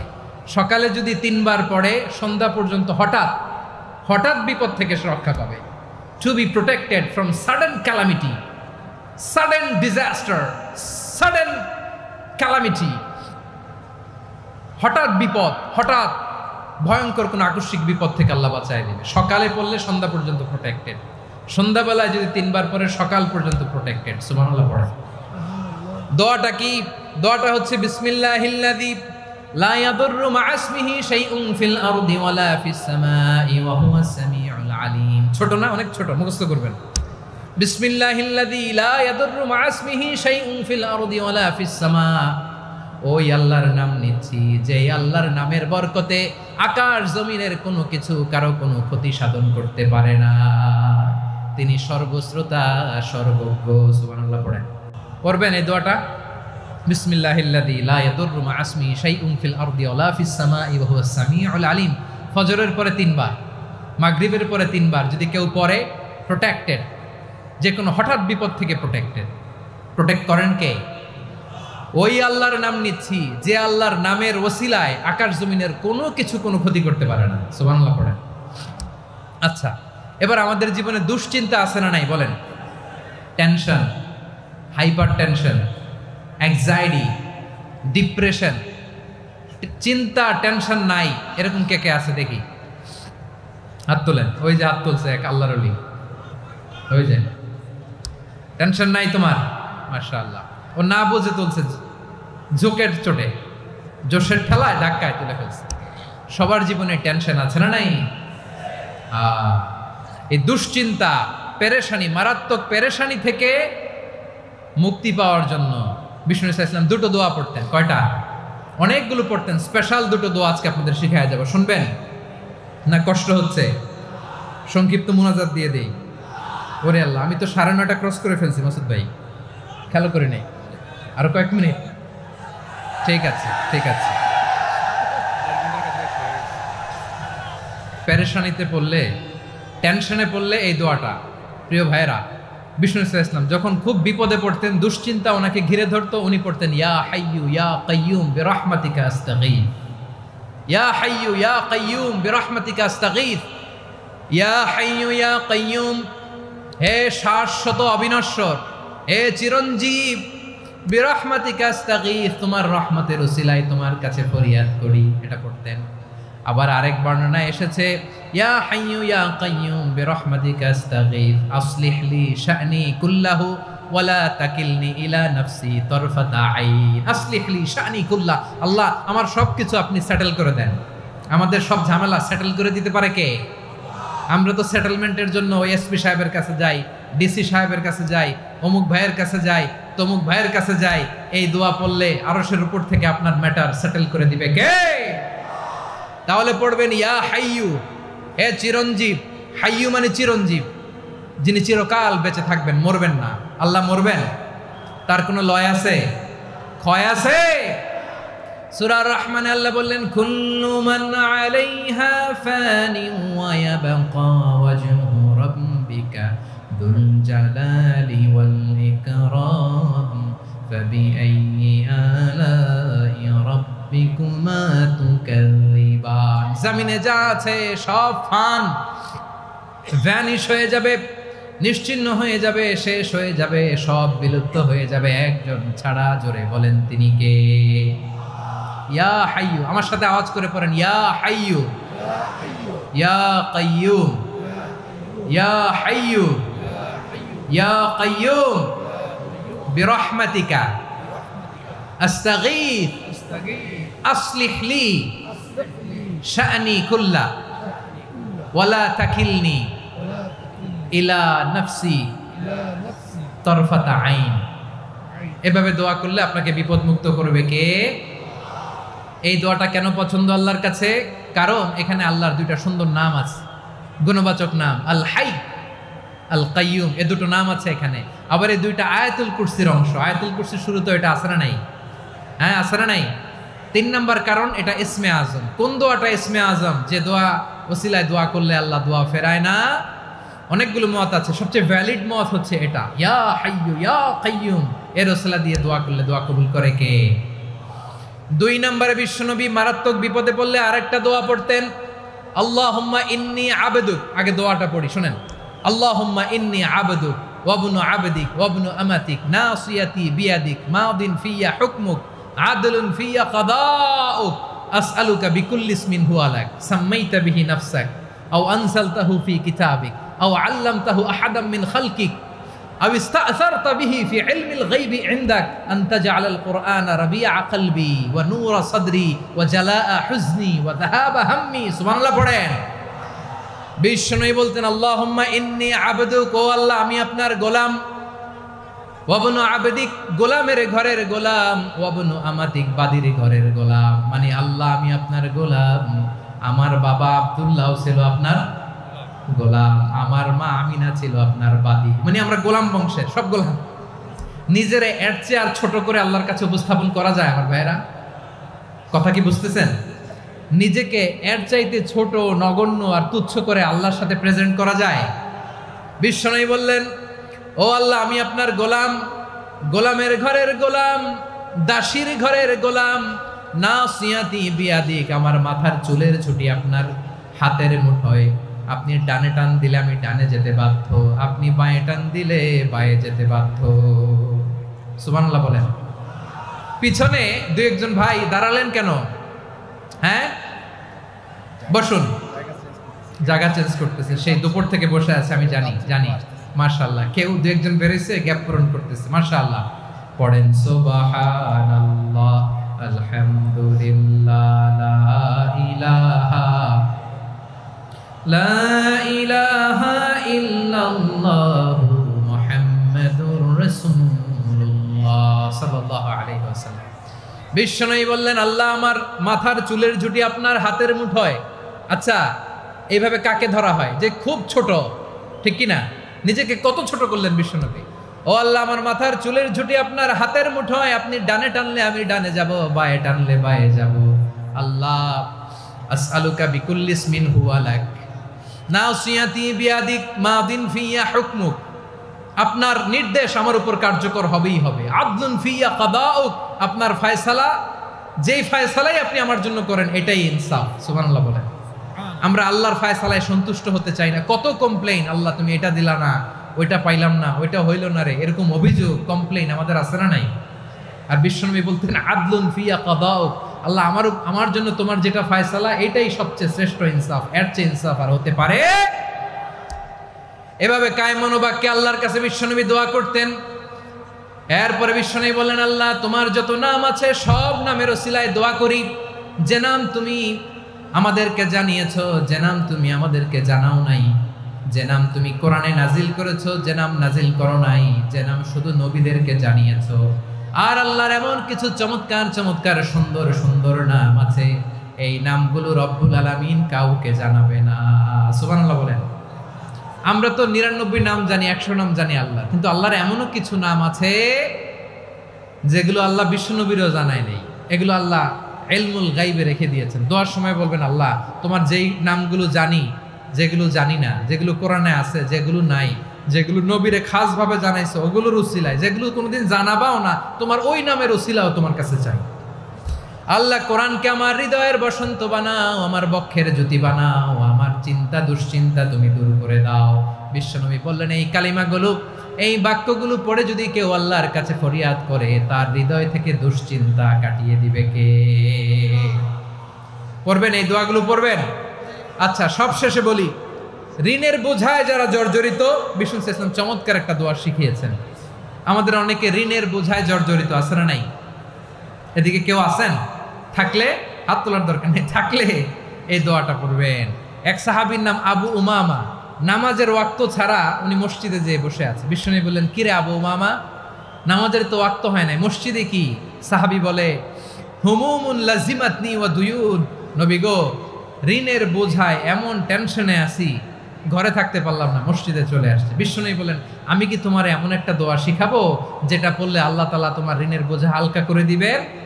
আবু উমামা বললেন, ইয়া রাসূলুল্লাহ, অবশ্যই শিখাবেন। বিশ্বনবী বললেন, তাহলে তুমি পড়বা, আল্লাহুম্মা ইন্নী আউযু বিকা মিনাল হাম্মি ওয়াল হাযান ওয়া আউযু বিকা মিনাল জুবনি ওয়াল বুখল ওয়া আউযু বিকা মিন গালাবাতিদ দাইনি ওয়া কাহরির রিজাল।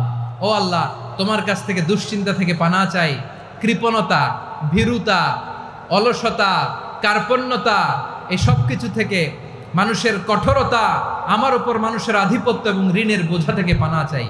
এই দোয়াটা যখন বিশ্বনবী শিখাই দিলেন, আবু উমামা বারবার এই দোয়া পড়ে, আল্লাহুম্মা ইন্নী আউযু বিকা মিনাল হাম্মি ওয়াল হাযান ওয়া আউযু বিকা মিনাল আজজি ওয়াল কাসাল ওয়া আউযু বিকা মিনাল জুবনি ওয়াল বুখল ওয়া আউযু বিকা মিন গালাবাতিদ দাইনি ওয়া কাহরির রিজাল।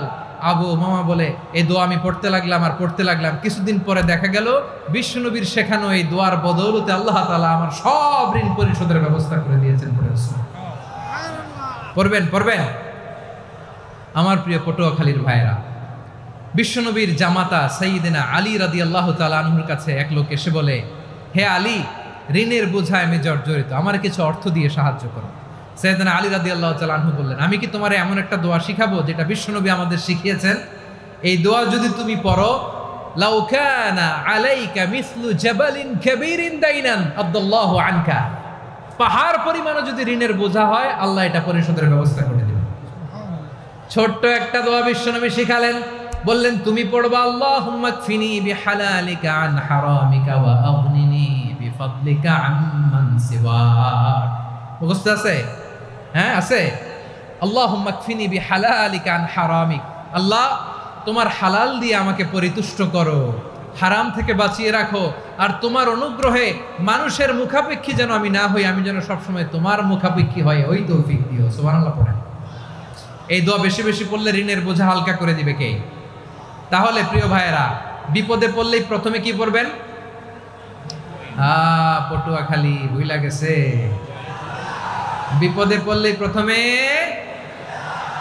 ইন্না লিল্লাহ কি বলে নিজেকে আল্লাহর কাছে সঁপে দিতে হয়? হাসবুনাল্লাহ। চরম বিপদে দেয়ালে পিঠ থেকে গেছে, তখন লা ইলাহা ইল্লা আনতা সুবহানাকা ইন্নী কুনতু মিনাজ জালিমিন। এরপরে লা ইলাহা ইল্লাল্লাহুল আযীমুল হালিম, এই দোয়া। আকস্মিক বিপদ, হঠাৎ যেন কোনো বিপদ আমাকে পেয়ে না বসে, এটার জন্য বিসমিল্লাহিল্লাযী লা ইয়াদুররু মা ইসমিহি শাইউন ফিল আরদি ওয়ালা ফিস সামাই ওয়া হুয়াস সামিউল আলিম। সকালে 3 বার, রাতে 3 বার। আর মারাত্মক tension, hyper tension, anxiety, depression থেকে বাঁচার জন্য 2 দোয়া, ইয়া হাইয়্যু ইয়া কাইয়্যুম, ইয়া হাইয়্যু ইয়া কাইয়্যুম, মনে থাকবে? আর আল্লাহুম্মা ইন্নী আবদুক, এই দোয়া।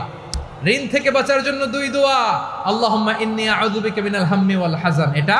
আর আল্লাহুম্মা কফিনি বিহালালিকা আন হারামিকা ওয়া আগনিনি বিফাদলিকা আম্মান সিওয়াক। আর সব সময় পড়ার জন্য একটা আমল দিয়ে যাই, উঠতে বসতে, অফিসে যাচ্ছেন, অফিস থেকে ফিরতেছেন, বসে আছেন, শুয়ে আছেন, ছোট্ট এক শব্দে আমরা যেন বেশি বেশি পড়ি আস্তাগফিরুল্লাহ। আওয়াজ করে আমার সাথে পড়ুন আস্তাগফিরুল্লাহ। আবার পড়ুন আস্তাগফিরুল্লাহ। আল্লাহ রাসূল সাল্লাল্লাহু আলাইহি ওয়াসাল্লাম বলেন, মান লাজিমাল ইস্তিগফার, যে সব সময় এরকম ইস্তিগফারের সাথে লেগে থাকে, জাআলাল্লাহু লাহু মিন কুল্লি দিকিন মাখরাজা, আল্লাহ তাআলা তাকে কোনো বিপদে আটকান না, সে জীবনে আটকাবে না। যে কোনো বিপদে আল্লাহ তার রাস্তা বের করে দিবে, way out, you will get a way out and solution. সুবহানাল্লাহ। ওয়া মিন কুল্লি হাম্মিন ফারাজা, দুশ্চিন্তা মুক্ত হবে। ওয়ায়ারযুকহু মিন হাইসু লা ইয়াহতাসিব, এমন জায়গা থেকে আল্লাহ রিজিকের বন্দোবস্ত করবে যেটা সে কল্পনাও করে নাই। আওয়াজ করে পড়েন সুবহানাল্লাহ। তাহলে মনে থাকবে আস্তাগফিরুল্লাহর কথা। সব শেষ কথা বলবো, সব শেষ আমার প্রিয় ভাইয়েরা। এটা গেল নিজের বিপদ। কিসের বিপদ? নিজে যদি বিপদে পড়েন। অন্যের বিপদ যদি দেখেন, এটার জন্য একটা দোয়া আছে। অনেক সময় আমরা দেখি হাসপাতালে ক্যান্সারের 3rd স্টেজে চলে গেছে, লোকটা হ্যাংলা হয়ে, চিকন হয়ে, হায়রে কি কষ্ট পায়, দেখি না? বিষ্ণু বলে, একটা দোয়া যদি কেউ অন্যের কোনো বিপদ দেখে পড়ে, ওই বিপদ তার জীবনে কখনো আসবে না। শুনবেন? শোনার আগ্রহ আছে? অনেক সময় হয় যে আমরা মহাসড়ক দিয়ে যখন চড়ি, দুর্ঘটনায়, আইরে আল্লাহ, দুর্ঘটনায় মানুষের মাথা একদিকে, দেহ আরেকদিকে, ব্লিডিং, এরকম হয় না? আল্লাহ তুমি হেফাজত করো। বিশ্বনবী বলেন, এই দুর্ঘটনা দেখে কেউ যদি এই দোয়াটা পড়ে, তার জীবনে সে কোনোদিন এরকম অ্যাক্সিডেন্টের সম্মুখীন হবে না। শুনবেন? বিশ্বনবী বলেন, অন্যের বিপদ দেখে কেউ যদি পড়ে, আলহামদুলিল্লাহিল্লাযী আফানি মিম্মা বতালাকা বিহি ওয়া ফাদ্দালানি আলা কাসীরিন মিম্মান খালাকা তাফদীলা, মানে প্রশংসা সে আল্লাহর, যে আল্লাহ তাআলা তোমাকে যেই জিনিস দিয়ে পরীক্ষা করেছে, আমাকে ওইটা থেকে বাঁচিয়ে দিয়েছে। তোমাকে আল্লাহ যেই বিপদে ফেলেছে, আমাকে ওই বিপদ থেকে তিনি মুক্ত রেখেছে, আর তার অনেক সৃষ্টির উপর আমাকে তিনি প্রাধান্য দিয়েছে। সুবহানাল্লাহ পড়েন। যে কোনো বিপদ, কারো ক্যান্সার দেখে যদি এই দোয়াটা আপনি বিশ্বাসের সাথে পড়েন, জীবনে কোনোদিন ক্যান্সার রোগে আক্রান্ত হবেন না। দুর্ঘটনা দেখে যদি পড়েন, ওই দুর্ঘটনা আপনাকে স্পর্শ করবে না। যে কোনো কারো বিপদ দেখে যদি কোনো বিশ্বাসী বান্দা এই দোয়া পড়ে, বিশ্বনবী বলেন, লাম ইউসিবহু যালিকাল বালা, ওই বিপদ তাকে আর ধরবে না। উফিয়া মিনহু মিন যালিকাল বালা কাইনাম মা কান, সে যতদিন হায়াত পাবে কোনোদিন ওই বিপদ তাকে স্পর্শ করবে না। এই দোয়াটা পড়তে রাজি আছেন আমার প্রিয় ভাইরা? তাহলে পুরো আলোচনার সেন্ট্রাল থিম হচ্ছে, আমাদের জীবনে বিপদ আসবে, কষ্ট আসবে, দুঃখ আসবে, কিন্তু বিপদে আপদে আমরা হাল ছেড়ে দিব না, হতাশ হব না। মুমিন হতাশ হয় না, নিরাশ হয় না, হাল ছেড়ে দেয় না। মুমিন ভরসা রাখে একজনের উপর। আওয়াজ করে বলুন, যিনি কে? বিপদে পড়লে আমাদেরকে উদ্ধার করে কে? আবার আমাদেরকে যদি কোনো নেয়ামত আল্লাহ দিতে চান, ওইটা কেড়ে নেওয়ার ক্ষমতা কারো আছে? তাহলে আমরা কানেক্টিভিটি বাড়াবো কার সাথে? আমাদের প্রার্থনার ফরিয়াদের হাত তুলবো কার কাছে? রাজি আছেন পটুয়াখালীর ভাইয়েরা? মনে থাকবে কথাগুলো? আল্লাহ তাআলা আমাদের সবাইকে কথাগুলো বোঝার ও আমল করার তৌফিক দান করুন।